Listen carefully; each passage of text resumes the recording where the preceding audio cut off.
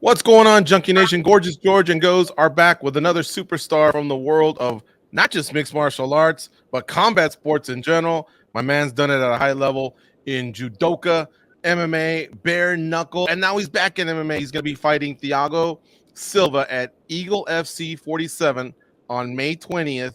It's a Friday, and you can catch the fights on the FLX app. They'll be at the FLX Cast Arena in Miami, Florida. Welcome back to MMA Junkie Radio, Hector. How are you?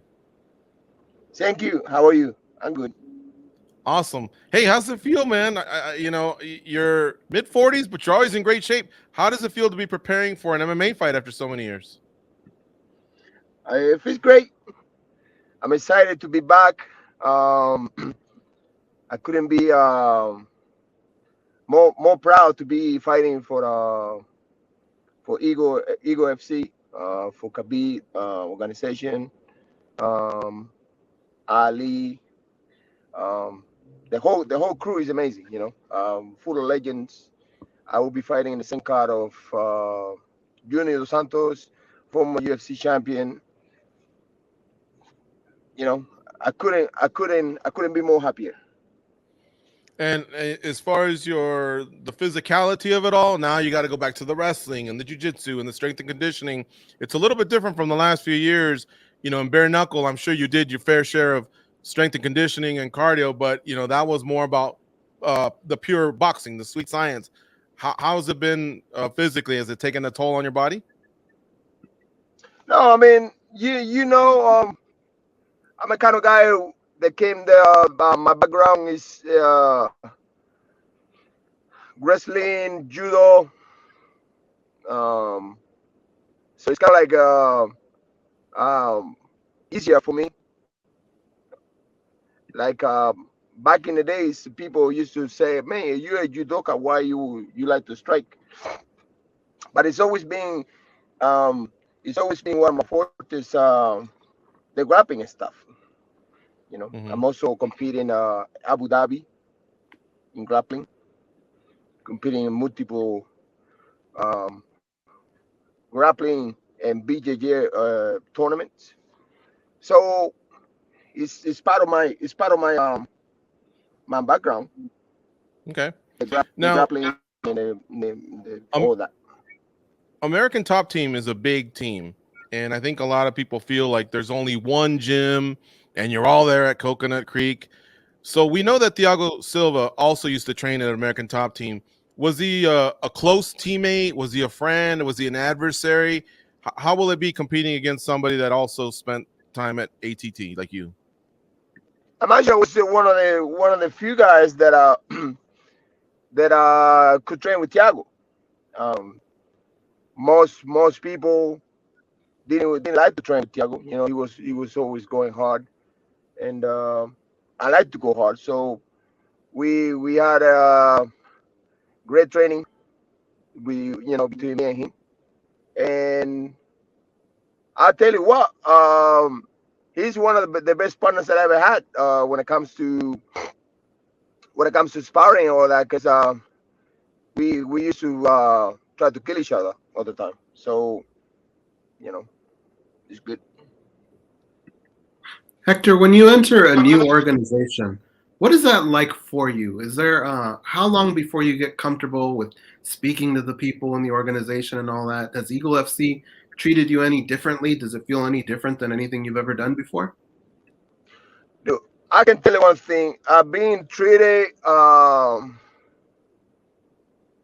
Eagle FC treats me the best out of all the organizations that are for, and as you guys know, are for in so many different organizations, from Pride to UFC to Bellator.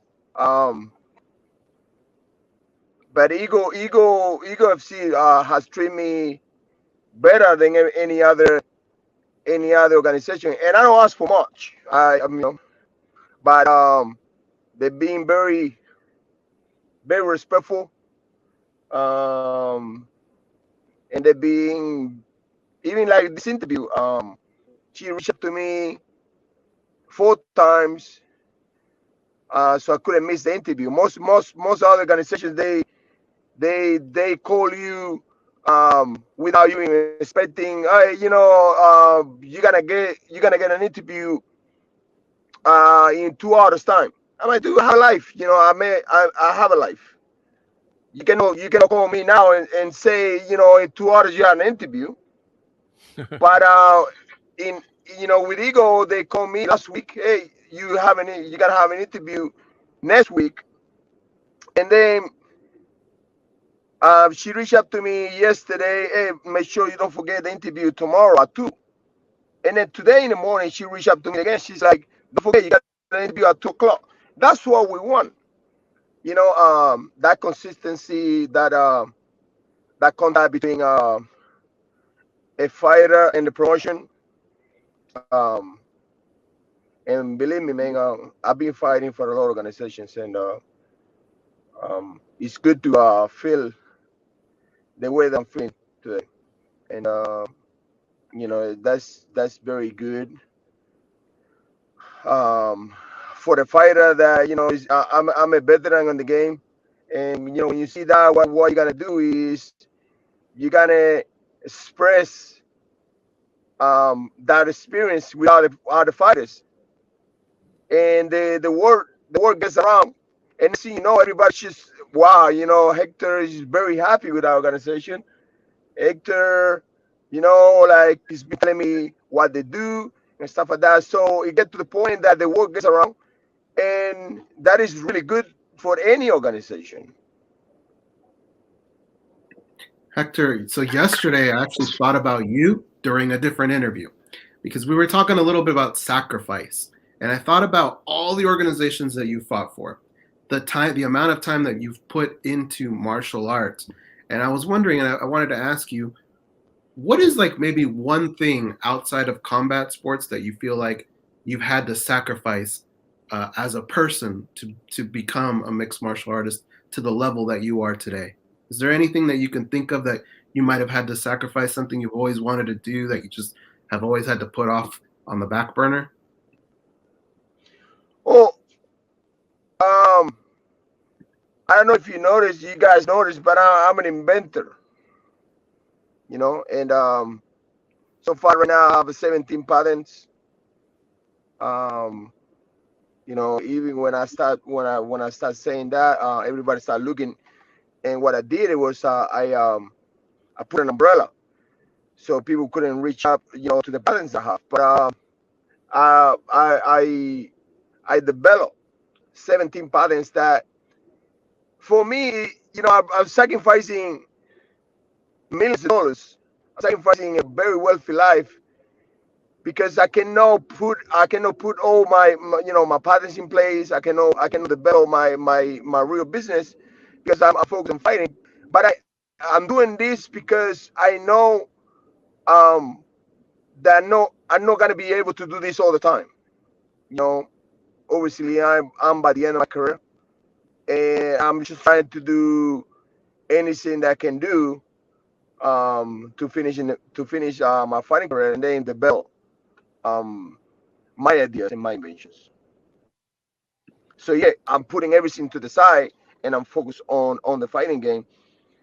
So yes, I put a lot of things on the fab burner to commit to my fighting game. So I'm really interested in this.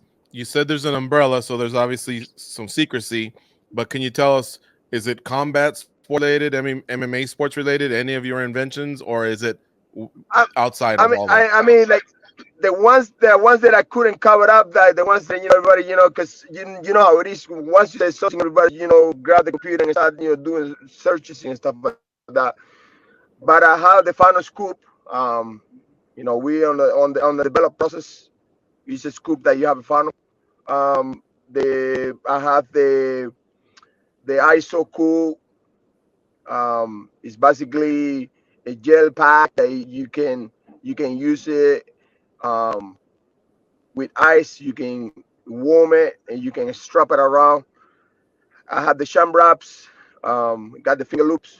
I mean, they have few patterns up there that they've been working little by little, but I know I cannot put my 100% on these products because You guys know how it is. It takes fighting takes a lot out of you. It's a full-time job. Yeah. I was thinking about something when you answered one of Goz's questions. Did you ever see the movie Gladiator with Russell Crowe back about 20 years ago? Yeah, it's one of my And favorite movies, by the way. yeah, it's awesome. But in that movie, if you think about it, they basically, the fighters, most of them are almost treated like a piece of meat. They wind up sometimes being a piece of meat to another fighter that stabs them, or the tiger comes out, and the fans go crazy, right? But there's a few that become special and they become legends. And as you were talking about describing the young lady, we know her as well. I'll call her Demo for the purposes of this interview. She was reminding you about the interview or whatever, but it sounded like, to me, what you were conveying was they're treating you like a human being, not like a piece of meat over at Eagle FC. You know what I mean? Like, I don't know. Maybe that's a stretch. What do you think? No, 100%. You are 100% correct. You see all the organizations up there. I don't gotta mention names, but they do whatever it take to embarrass and put down their own fighters to get that like, to get that that press, to get that exposure. And they don't care about anybody. They don't care about embarrassing anybody. As long as you get views, they don't really care. They don't really care about respecting or disrespecting a human being. They don't really care. But what is good about Ego FC is that you have Kabi involved, a guy who done it all. He's a legend himself. He's being at the top of the top. He done it. And he's very smart.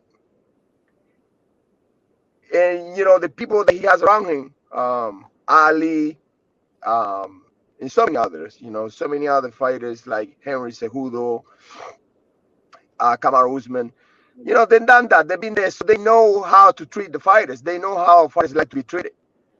And so it is a good organization for the fighters. This is what I've seen so far.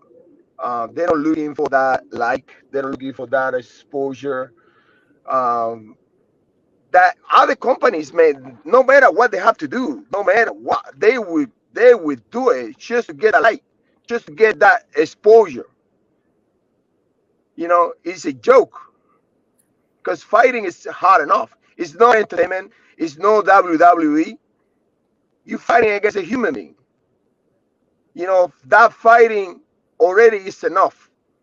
You don't have to add more things to the table. But obviously, some people don't understand that because they never done it.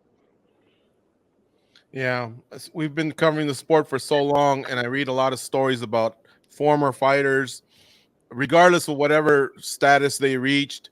It's hard times for a lot of them, and that's why some of them, they don't have the best recollections, the best memories of MMA. They just don't ever want to talk about it. Some it's different.